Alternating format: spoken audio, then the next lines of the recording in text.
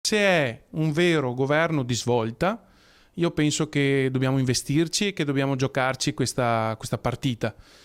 altrimenti prontissimi ad andare al voto. Il segretario regionale del PD, Alessandro Luigi Bisatto, è chiaro: nel caso di un governo con i 5 Stelle bisogna attuare il vero cambiamento. Seguendo le indicazioni espresse dal discorso del Presidente della Repubblica, i democratici si apprestano ad ulteriori incontri in direzione per essere pronti per le nuove consultazioni che partiranno martedì prossimo. Bisatto intanto dal Veneto lancia un messaggio chiaro ai pentastellati: patti chiari e amicizia lunga. Se deve trattarsi di un governicchio, di un accordicchio per fare la prossima legge finanziaria che non avevano il coraggio di fare gli altri dopo le promesse roboanti che hanno fatto e la incapacità di trovare le risorse per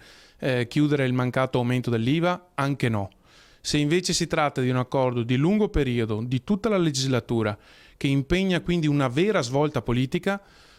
siamo qua per discuterne, per cercare di trovare il meglio per i veneti e per l'Italia. Sul tavolo dei possibili accordi anche il tema dell'autonomia. Il tema dell'autonomia non deve essere un tema che non entra nella prima pagina delle priorità, deve esserlo a tutti gli effetti e qualora fosse noi veneti anche del Partito Democratico vogliamo giocare una partita che voglia dire portare a casa il risultato tenendo a mente l'unità nazionale, cosa prioritaria per noi, per non disgregare il paese e poi però dare la possibilità ai territori di avere un'autonomia amministrativa, cioè di gestire il più vicino possibile i temi che ci stanno a cuore. Se invece non si riuscisse a porre le basi per una nuova maggioranza parlamentare, il PD anche in Veneto si dice pronto a nuove elezioni. Penso che ci siano uomini e donne che possono interpretare al meglio quelli che sono sentimenti democratici che però, e lo dico sempre, lo ribadisco, hanno a mente questo territorio, partono da questo territorio. Quindi le imprese,